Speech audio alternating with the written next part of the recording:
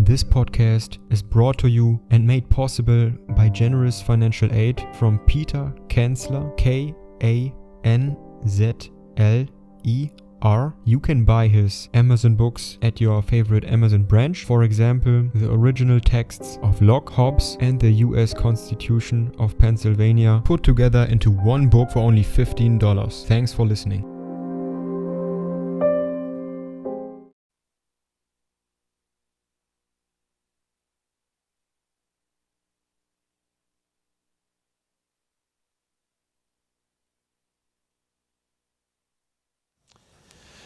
Okay, turning back to George Berkeley, I would hope that after last time, the philosophical position that he develops comes into focus rather readily, along with his argument for it. You may have thought initially that the thing he was trying to establish was pretty implausible. But by the time you see how he does it, I think the plausibility rating improves almost 100%.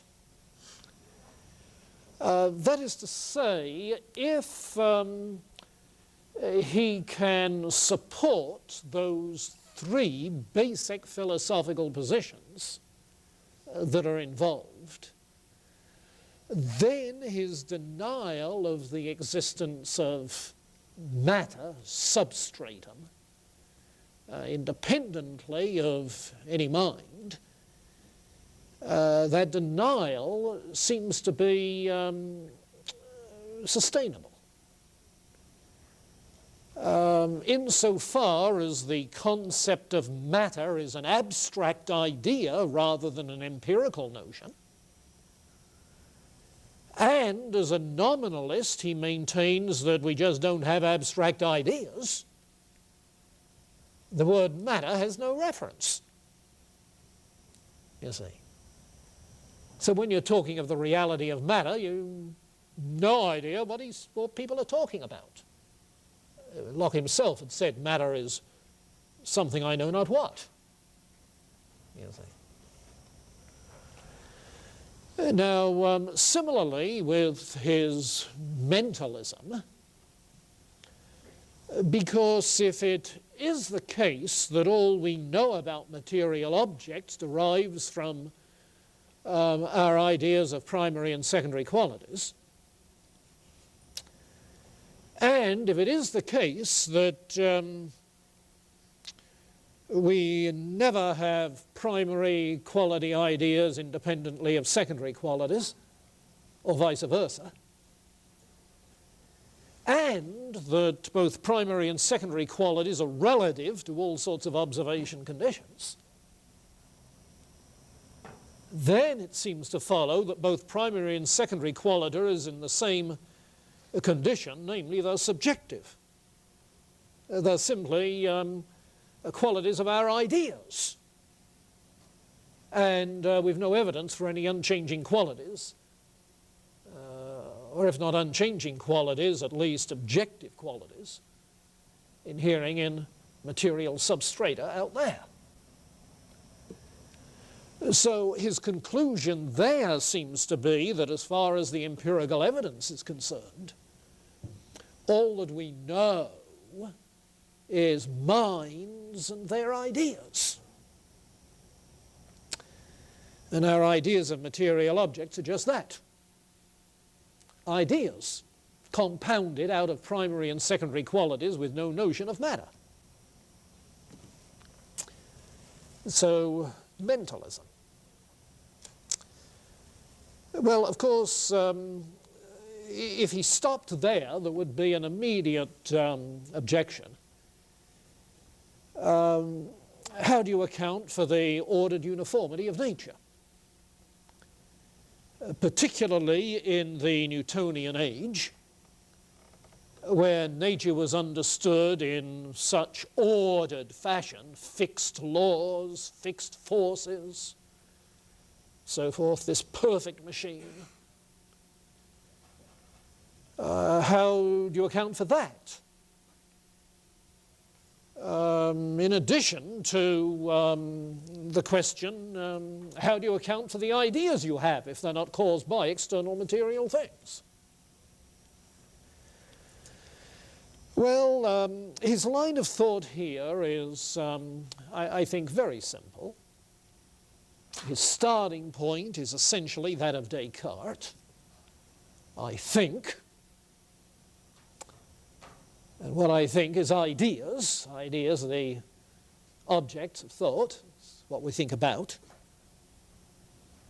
I think. And I think ideas. But then he goes this way. Among our ideas, we have to distinguish between active and passive ideas. If you like, voluntary and involuntary ideas.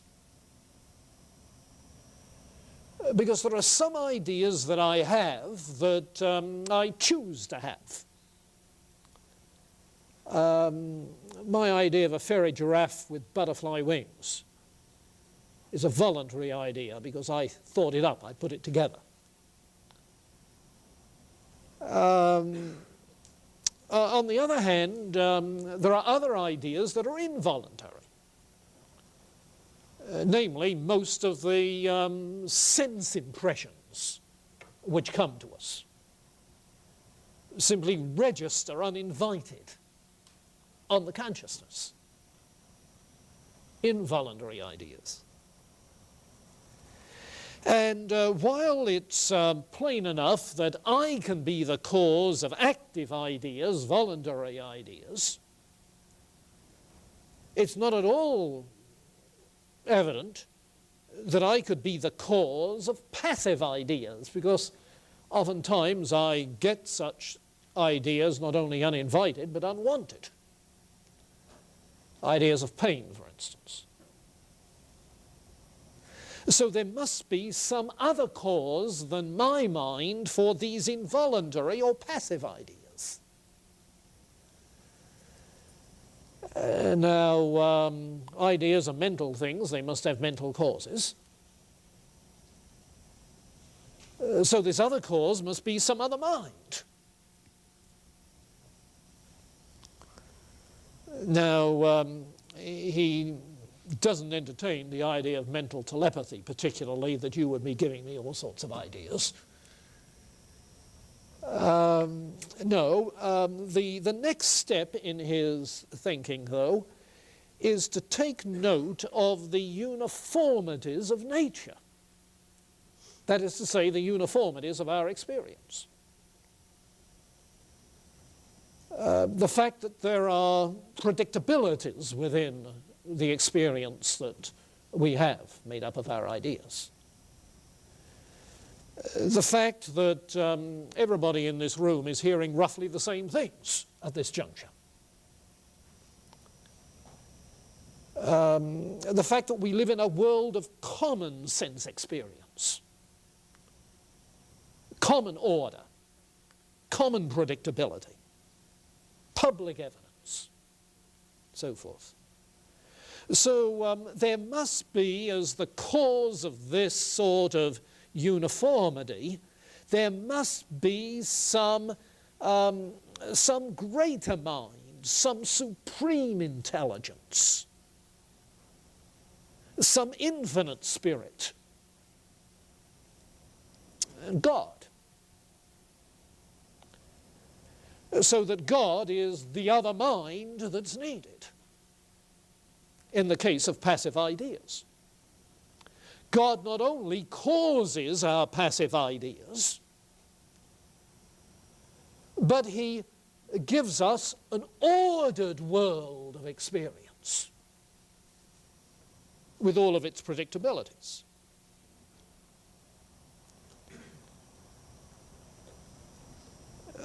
He is not only the creator of our finite minds, he is the one who informs our finite minds. minds. So that our sensations are a kind of divine language.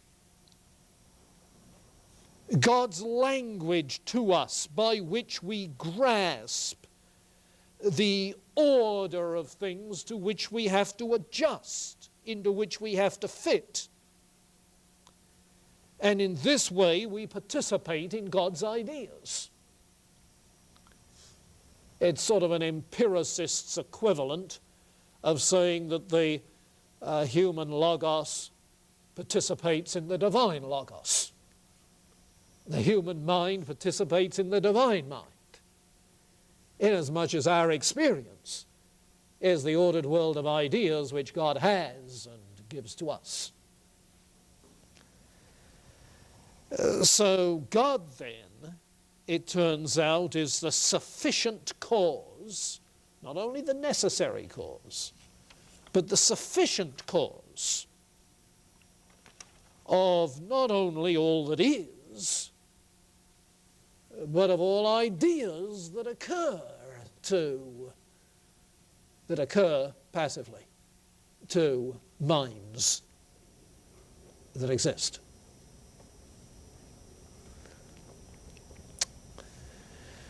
So God then is, in that very real sense, creator of the world of nature,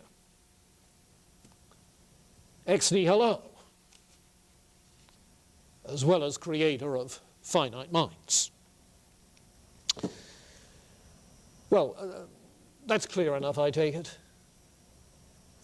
And it's in the light of that that you hopefully have read that little poem that Kaufman, if it can be graced with that, that Kaufman inserts on 237 just before the selection begins. Did you read that? There was a young man who said, God must think it exceedingly odd if he finds that this tree continues to be when there's no one around on the quad. You know, it's the tree that falls in the forest when there's nobody around to hear it. Does it make a noise? There's the tree that's on the quad when there's nobody around to see it. God must think it exceedingly odd if he finds that this tree continues to be when there's no one around on the quad. Dear sir, your astonishment's odd. I'm always about in the quad. And that's why the tree will continue to be, since observed by yours faithfully, God. So it's not that the world pops in and out of existence. No. It exists endlessly in God's mind from the moment he first thought it up. Okay. Now, doubtless you've thought of all sorts of objections. Kaufman gives us some. But let's pick yours up first. I was kind of curious. What would you say about a person who is suffering from hallucinations? Is God basically playing with his Or when you see optical illusions? Not just optical illusions, but somebody who's actually Hallucinating? Who's Yeah. seeing things which the rest of us. Yeah, and you want to say, really, hallucinations are things we cause, but they're not voluntary. You see, is that an exception to his way of distinguishing the voluntary and the involuntary? And I think he'd have to say yes. I don't know that he discusses it. I think he'd have to say yes. There is some mental malfunction by virtue of which we, if you like, imagine ideas, like a person who has an overly active imagination and is haunted by, you see. You could say like dreams, unless he would explain dreams as all given by God, which he might. Yeah. Yeah, I think most objections you come up with, you can always see immediately how he would respond. I was just wondering, maybe take that a step further. Yeah. How you can see, we God be the sufficient and necessary cause of evil in the world? Yeah, he deals with the problem of evil at some length, and unfortunately Kaufman didn't include that material. But I think it's towards the end of this work on the principles of natural knowledge that he deals with it as follows. Oh, incidentally, that's a very pertinent question, because I think one of the major problems for metaphysical idealism is the problem of evil, at least from a theistic standpoint. For the obvious reason that if there is no real materiality, no real physical forces, then all of the things that are part of the problem of evil, physical pain, cancers and tornadoes, and all the rest of it, including death, you see, don't have the kind of explanation that has traditionally been given. Namely, that they are caused by physical processes, which are part of the physical environment in which God has put. If we run afoul of its processes, we break our necks, you see. Well, if you don't have physical causes to explain physical evils, you've got a problem. And inasmuch as those things come to us as passive experiences, you have to say God causes it directly, you see. So idealism often has a problem with that, and so there are idealists who try to handle it by affirming a finite God. That while he has all the power there is, it's not infinite power. That there is a limit to what is conceivable in terms of a world without evil. You see? So that even God could not come up with that sort of an idea to share with us. Granted what he was after in finite human beings.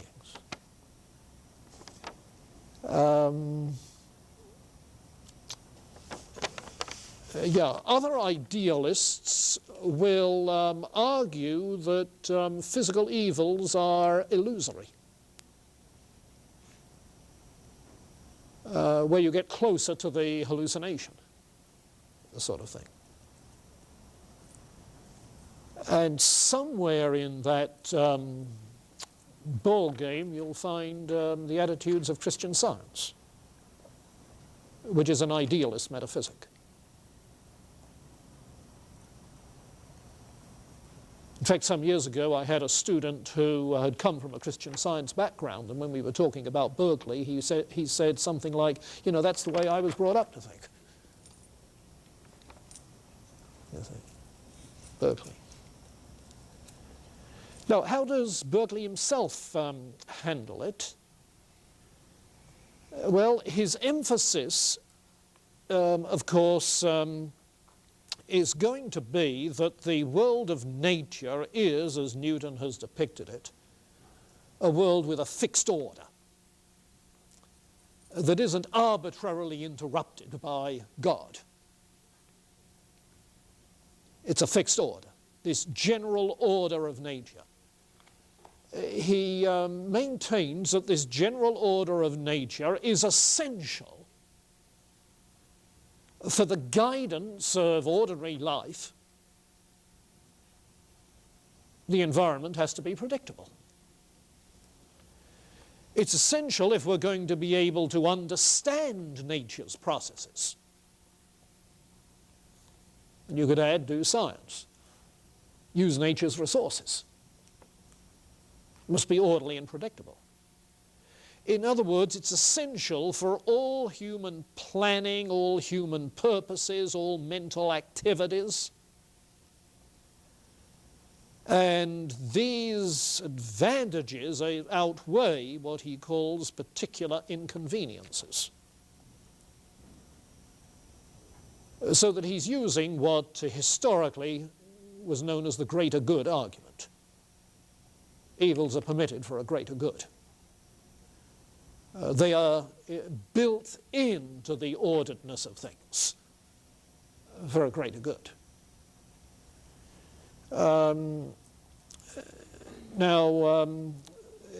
term particular inconveniences seems to underrate the problem.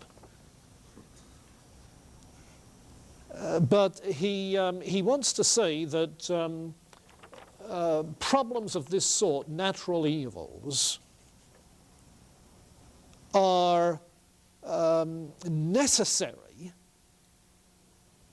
in bringing out the contrast, accenting beauty, shading the picture so that we can really see what's good and pursue it. In other words, the fact that there is pleasure and pain involved in human experience serves as God's pedagogue, schoolmaster, in teaching us how he wants us to live, teaching us how to behave, which of course is one of the things that John Locke said in talking about ethics. That pleasure and pain provide sort of reward and punishment, provide a kind of built-in discipline in learning what's right and wrong. So that in that sense, pain, fear are necessary to our well-being when seen in larger perspective. So his is a greater good kind of argument, which of course is essentially the same as Christian theists have used throughout the centuries for natural evils, the greater good argument, you see. So that while you might say that this is particularly a problem for an idealist, all right, if an idealist can use a greater good argument, he's in no worse case than anybody else. Now, when it comes to human sin, he's very explicit. This is our active ideas, you see. And the consequences of that on other people, well, God orders their experience consistently with the effects of your intentions towards those other people. So, combination of free will argument and greater good argument takes care of it. Would you say then that the natural evils would be a part of the natural process, even if sin had never entered the world? Yeah, he seems to, yes. So is therefore man mortal by nature? That wouldn't necessarily follow. It could be that the experience of death is something which God gave subsequent to the fall. Now, I don't think he discusses that particular question. At least I don't recall it. Oh, yes, yes. But you see, whatever you say about the question you raise is natural evil due to the fall. The fact is that any finite physical being is very contingent for existence on what happens into the environment. Adam could have fallen out of a legitimate tree and broken his stupid neck, you know. I'm not inclined to buy the notion that natural evil began with the fall. I think it's pretty obvious, unless the floor of the garden was sterile, that bugs were squashed every time people walked around in it. And if animal death is part of the problem of natural evil, then, you see. Didn't Berkeley as a bishop have a problem with the incarnation of Christ? Because isn't it like the greater spirit came up. All right, David, now think. How do you suppose, get some active ideas going, how do you suppose Berkeley would respond on the incarnation? I'll start with an easier one first. How do you suppose he would react to the question, well, you mean that God didn't create the heavens and the earth?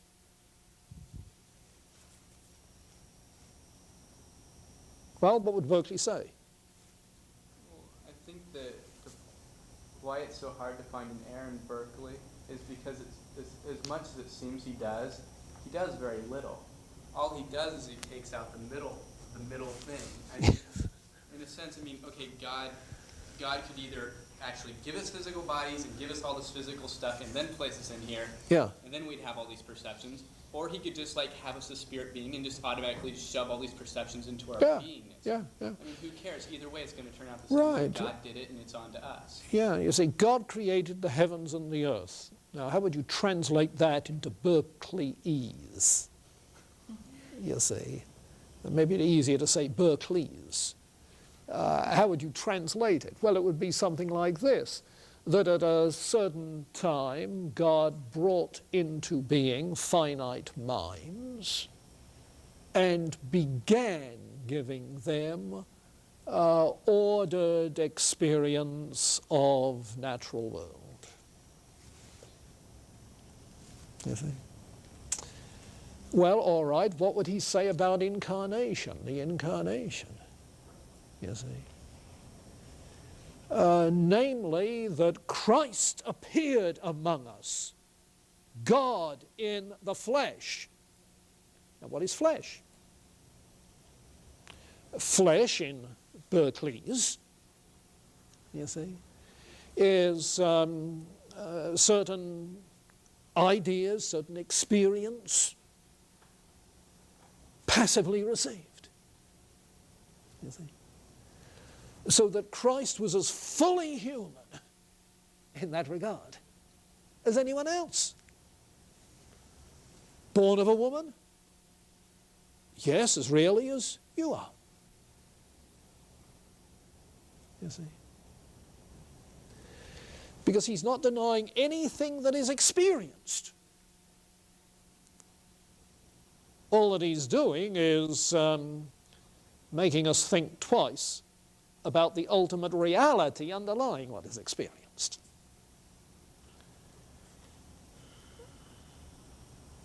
I was going to ask them, but since he says that we get passive ideas because God produces them, does that mean when Jesus, he would receive passive ideas as well as Yes. those passive ideas? Yes, this would be part of his humanness in the incarnation. If he is fully human as well as fully divine, this is the way we've always understood the incarnation, you see, in the history of the church. If he's fully human, he will experience things as we experience them. Yeah. So you don't have to adjust your thinking about Christ's earthly experience any more than you have to adjust your thinking about your experience. You still experience just the same thing as you do, and so did he. You see? Yeah. This isn't an objection. Okay. It's just, I can't quite work that in my mind how getting to know other people and their essence works. I mean, do you put, I mean, okay, if God's obviously not causing you into me, I mean, you have to in some way be causing you into me. Do you know what I'm saying? You're talking about our knowledge of other minds? Yeah. How do we affect each other? Okay. Yeah. Descartes, Locke, and Berkeley have roughly similar view of how we know other persons. Okay? Now, go back to Descartes, because there it's the obvious one. What you have in Descartes is a combination of mind and body, right? And so with the other person, you have combination of mind and body. Now, in Descartes, what occurs is that physical change in the appearance or action of body 2 has a causal influence, produces changed physical states, brain states, sensory stimuli in body 1, which, because of mind-body interaction, produces mental states. Okay. So I have ideas about body 2, which are analogous to my own experience of myself, body 1. So by analogy, I come to think that mind 2 has mental states correlated with bodily states, analogous to the way in which my mental states are correlated with my bodily states. Okay? So it's an argument by analogy. As M1 is to body 1, so M2 is to body 2. Now, I know this by immediate experience. I know this likewise. I know this likewise. And so, by analogy, I can infer that. Okay. Now, John Locke's the same. John Locke, as I've said, is not as definite about a mind substance, soul substance, as Descartes was. But in any case, in terms of the empirical, it's the same. Now, when Berkeley comes along, why should it be any different? You see? If I have experience of body 2, thanks to God, okay, if God gives me experience of, quote, body 2, and experience of body 1, then insofar as there are analogies, I can have some idea of what's going on in mind 2. You see? Now, particularly since some of the bodily activities are sign-making or word-sounding, you see? So that when I hear you say, I'm puzzled by, you see, if I know, if I recognize those words as words that I use, then I know by analogy what's going on in your mind. Not just language, other bodily behaviors as well. Yeah, that's standard. Wherever you have this representational theory of knowledge, you see, that's the way it's going to be. After all, it is sort of a tough one at first glance. How do I get inside you and understand what's going on inside you? The thing that I have problems with in this particular way of putting it is that we, according to this, would only know what's going on in somebody else's mind if we're able to argue by analogy. You see, it seems to me that most of our recognition of what other people are thinking is not the result of an argument. It's an immediate recognition.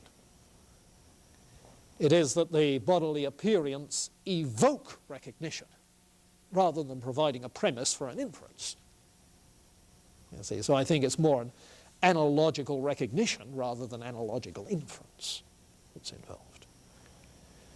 But even that is not enough for some in the more continental tradition coming out of the 19th century that we'll begin to get at as we get into Hegel, you see, who wants to say that I don't even have self-awareness except in some sort of a dialectic with another self, my alter ego, you see.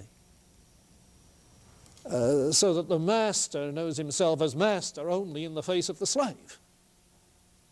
And the slave knows himself as slave only in the face of the master. You see? And so for all kind of human self-understanding. So that the initial experience, the basis in experience, is in that case not Descartes' I think. It's not the first person singular, which is prior to the experience of I. You see? Now that's the way it develops in the 19th century, and out of that comes Martin Buber's I, thou. You see? I, thou, he says, is the primitive basic word. Not I, not thou, I, thou. We. And what they're doing is breaking with the individualism of the 18th century that made us all atoms, social atoms. Ryan, again. Just quickly, in my, I guess more so, where's the control aspect?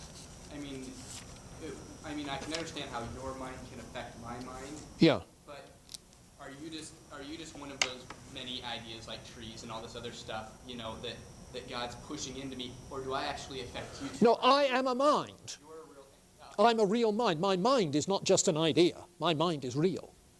All that exists is minds and ideas. He's not saying all that exists is ideas. So Minds. Does God control? See, I'm trying to. Does God control your mind, my mind? Yeah, exactly. Does God control what you put into me, or do you decide what you put into me? No. The answer is yes.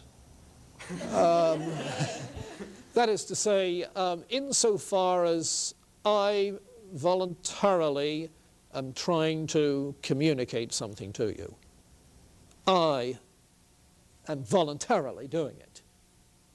I do it. But insofar as your hearing sounds, you see, is God's doing, God does it. You see, that's like that occasionalism we were talking about. My wanting to utter words is the occasion on which God causes you to hear. Not just wanting to, but choosing to, acting to. Okay? When you say mind, are you talking about a physical entity? No, immaterial entity. Mind, soul, Descartes are synonymous terms. Mind, soul is an immaterial entity. Now, that's not true necessarily for the medievals or the ancients, because the word soul had a much wider use in the Greeks and the medievals for life. But what in the medievals and ancients was called rational soul, that's capable of independent existence, by Descartes got labelled simply mind. You see? And that's the way it's used in Locke. That's the way it's used in Berkeley. Yeah. Not the way it's used in contemporary psychology, where it simply refers to consciousness. Not a conscious thing, but consciousness. A question about sin.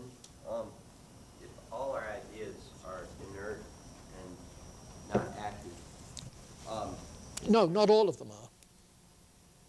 okay, is our spirit or our will, is that what makes the ideas that are active? Yeah, you see, active ideas are ideas that I initiate. You see, now whether you say the I is mind, spirit, soul, will, okay, that's I. Okay. I do it. Yeah. It was just the words. Yeah. Mind, yeah, this emphasizes the conscious, rational being.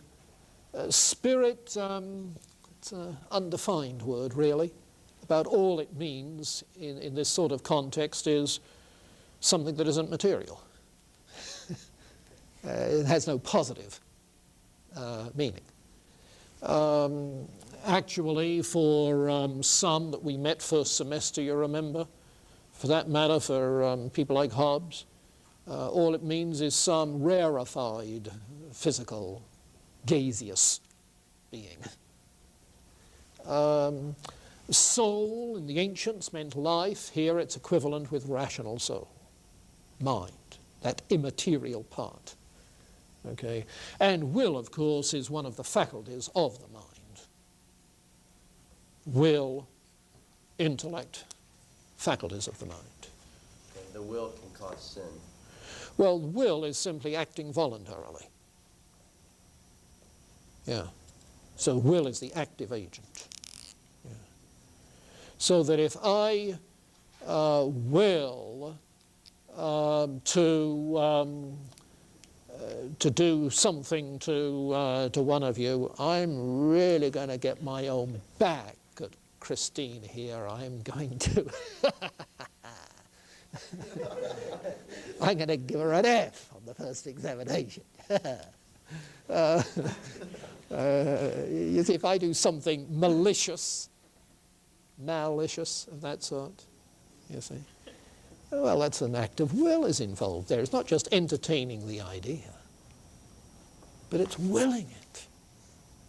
So they're all different variations of mind. They're just different ways of saying it. No, not the same. The different emphases. Mind is the classic term in talking of mind-body problem, Descartes' dualism or whatever. Spirit is a word that's introduced much more in the 19th century because it implies something more dynamic,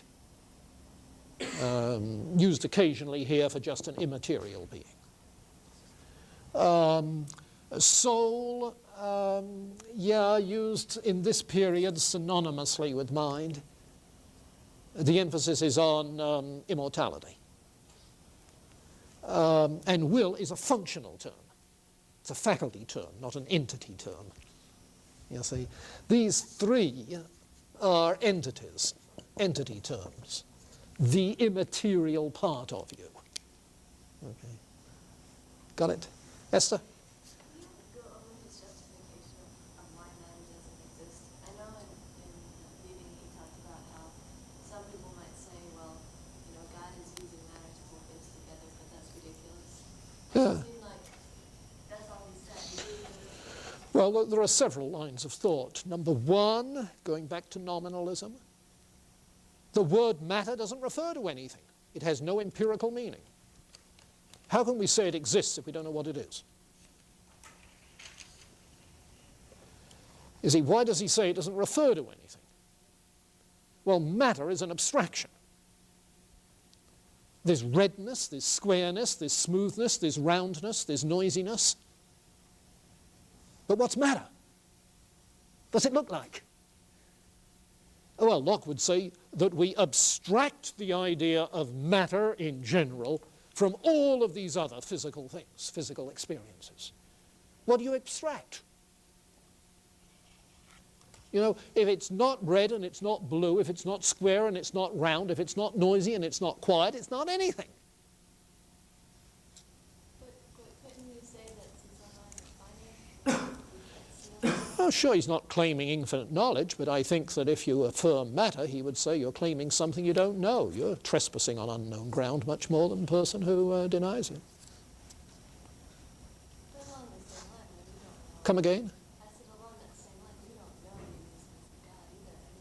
I mean, Oh, he thinks that it's possible to demonstrate the existence of God. But you can't demonstrate the existence of matter. Remember the setup. You see, from Descartes on, this is the setup. The mind, which we know directly, has ideas purportedly of matter, the material world, other minds, and God. And according to Descartes, we have to prove all of those three exist. Well, you see, Descartes thought we could prove all three. All that Berkeley is saying is, no, we can't prove that. We can still prove the rest. Got it? Now, you wanted, what's his argument? One, about abstract ideas. Second, about primary and secondary qualities. Yes, sir. One of the biggest things I had trouble with was jumping from that, judging from the uniformity of nature, we obviously can see the God was wondering, like, what about like the possibility of the malevolent deity and stuff like that? I wonder, like, Which possibility? of like a malevolent deity as opposed to Yahweh. How would he respond to that? I think, I'm trying to answer this in the context of his time. I think he would say that the orderedness of nature, its abundant provision for human need, etc., is plenty evidence that the Creator is wise, powerful, good. You see? Yeah. Yeah, that's the standard line of argument there. What does the causal argument for the existence of God suggest about God?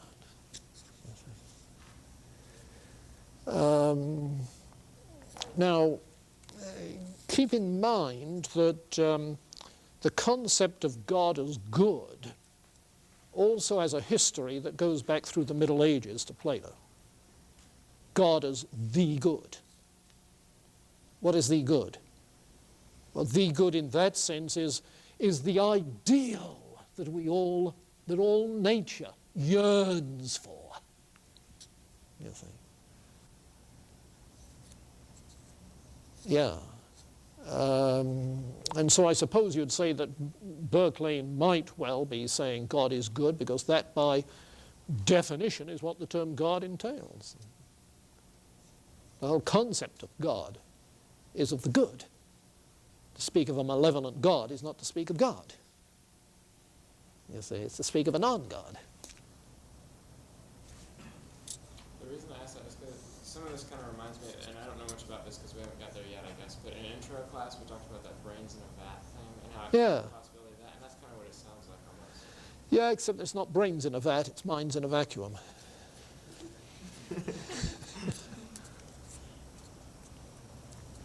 Yeah. Yeah, you just have difficulty getting out of your customary way of thinking. Okay. I have a question about the concept of matter in itself, that as we understand it today, I guess my concept is that things are made up of tiny particles with electrons and protons and nucleus.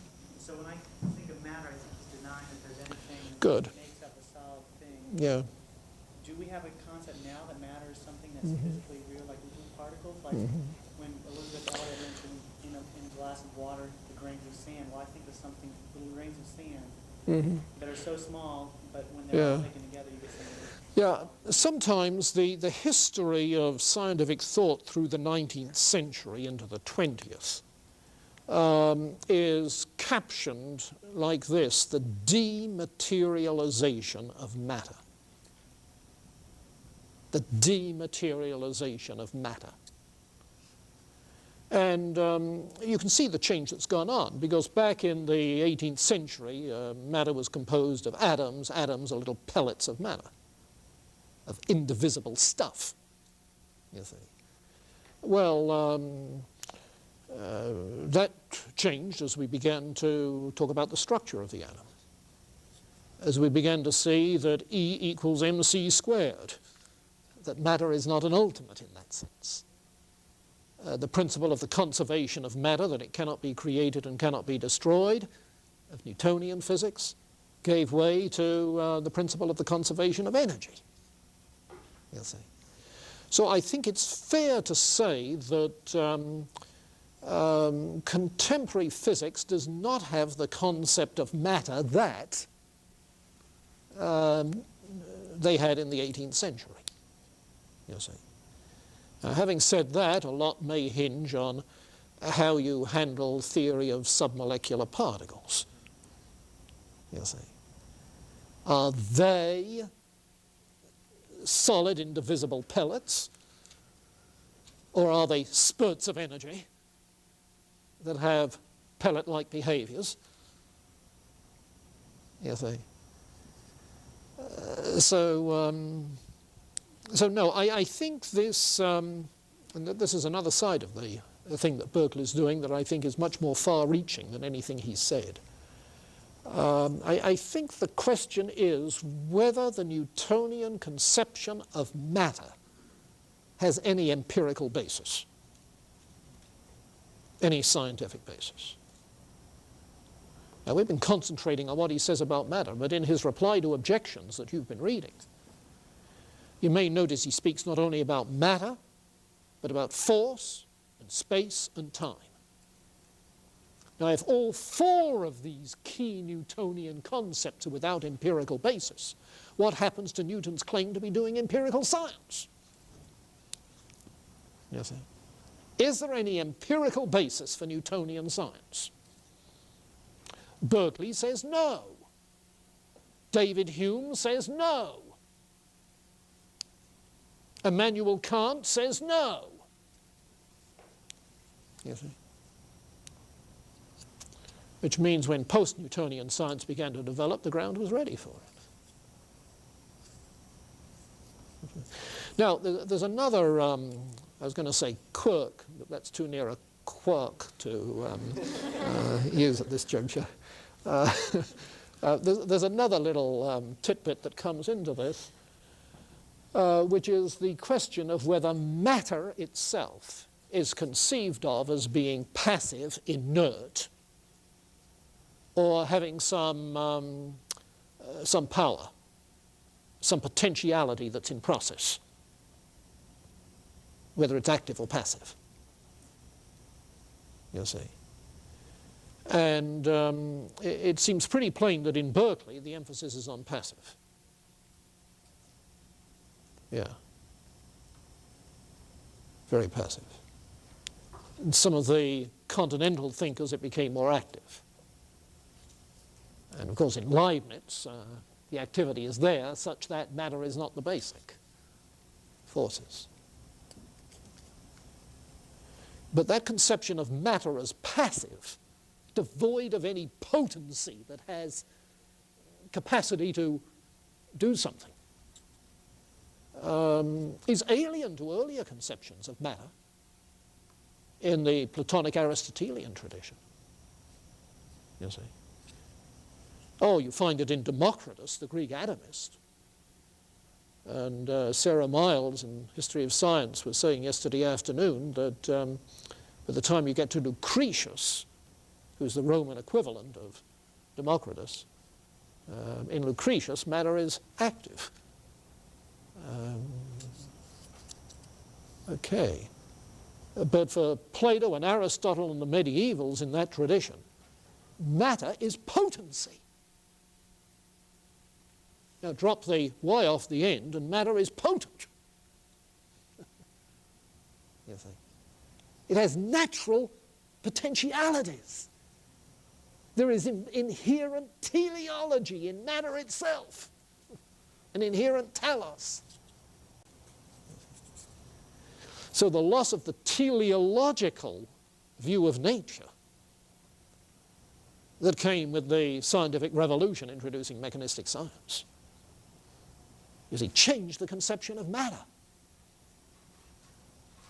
to something bare, passive, substratum. And Berkeley is seeing the problems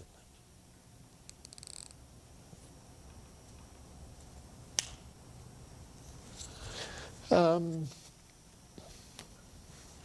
Okay. Anything more about problems? Resurrection of the dead? Well, he addresses that. Yeah. Easy enough. You know, if you saw someone resurrected from the dead, what would you see? Well, Berkeley says, yes, that's what God provides. What's the difference? If you were resurrected from the dead, what would you experience? Well, that's what God provides. What's the difference? You see, so matter changes nothing empirically. In other words, what Berkeley is trying to do is to maintain a position that confines itself to what is supportable by empirical evidence. Remember Locke's evidentialism? that we should proportion our beliefs to the evidence. And Berkeley's taking his advice. You see, proportioning belief to the evidence. Yeah. Well, okay, I hope you read carefully that reply to objections that he has from 255 onwards. You've got about 20 pages of it. And if you want the reply to theological objections that he faces, go look up the full edition of his Principles of Natural Knowledge. They're all there. Any theological problem you have, Berkeley, at least you have with his view, Berkeley responds. Okay. Now, a few minutes, let me make some introductory comments about David Hume so that you can get off to a running start in that regard.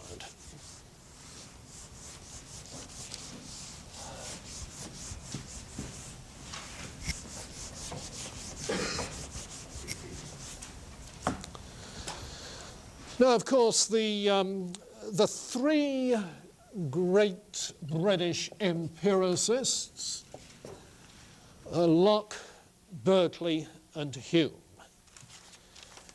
And it might help to try and identify quickly what distinguishes them. Locke seems to be a metaphysical dualist. That is to say, mind and body, both. Though not as definite about that as Descartes.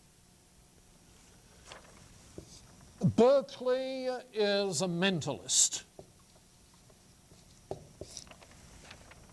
Not mind and body both, but only mind and its ideas. Hume is a skeptic about all metaphysical knowledge. So he does not argue for any metaphysical position. He does not argue for mind-body dualism. He does not argue for materialism. He does not argue for idealism. He maintains that we know no matters of fact, that is to say, nothing about reality as it is, no matters of fact beyond present experience. In other words, if the model is that the mind has its ideas, its experience, which represent to us external things, you see. Now, Hume, who says we know no matters of fact beyond experience, is going to say we know nothing about external things, and further that we know nothing about mind, which would be a reality beyond our experience. So all we know is experience. He's skeptical about knowing that. He's skeptical about knowing that. Oh, he may have certain beliefs, but not knowledge. You see. So by virtue of the fact that all we know is experience, Hume also, as we indicated before, is a phenomenalist. That is to say, all we know is the phenomena, appearances, but not reality. Okay. Now, having said that and put it in this framework of the representational theory, you can anticipate what his argument is going to be. Namely, it's going to be very, very much like Berkeley. You see. Hume follows Berkeley's argument about our knowledge of matter and our knowledge of causal power. Yeah. And he has an analogous argument about our knowledge of mind and our knowledge of God. Namely, that the causal inferences that are involved are inadequate. They don't prove it. Now, that has further implications because the ethic which Locke developed, as you recall, was a kind of ethic which he thought was demonstrable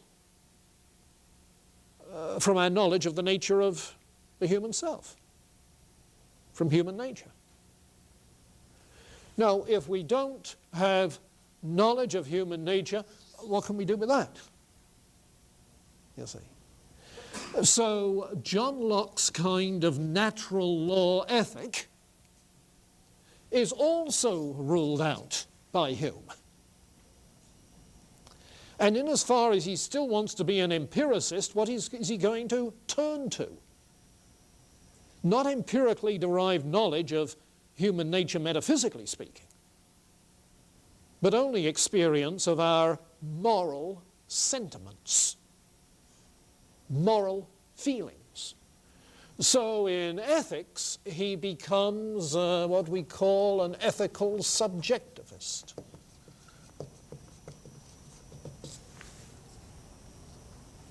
That is to say, the basis for our moral judgments is in our moral feelings.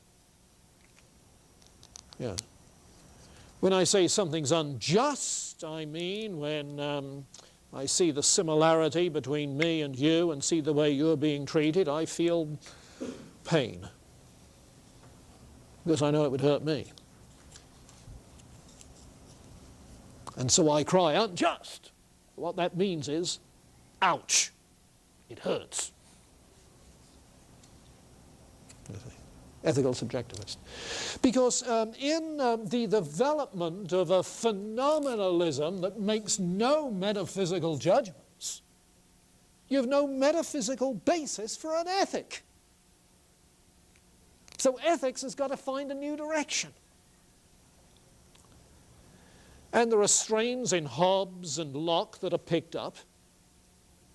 You notice how they both refer to pleasure and pain that has some role in our moral knowledge. You see? And so those empirical ingredients of moral experience are picked up and made in effect the total basis for an ethic in somebody like Hume. So think of this in reading Hume. The fact that he claims not to know, a skeptic is one who says, I don't know and I don't know how to find out. He's not one who denies something. He says we don't know. The fact that he doesn't know still allows him to believe certain things for other reasons. He believes in the existence of matter. Berkeley didn't. You see. He believes in the existence of matter. He doesn't believe that minds, souls exist, at least. He doesn't see any reality to that, it seems. And he's sort of ambivalent on God, depending how you understand his writings, how you interpret them.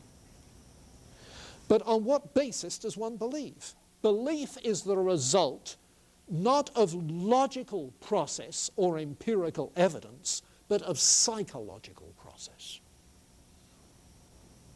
And he turns our attention to the psychology of belief instead of the logic of evidence.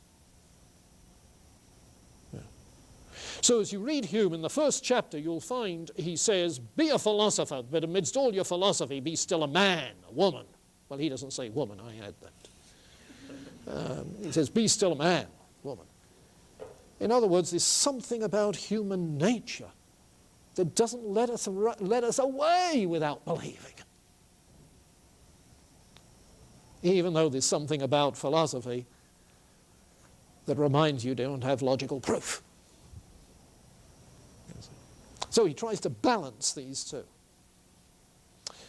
Well, okay, we'll start talking more specifically about David on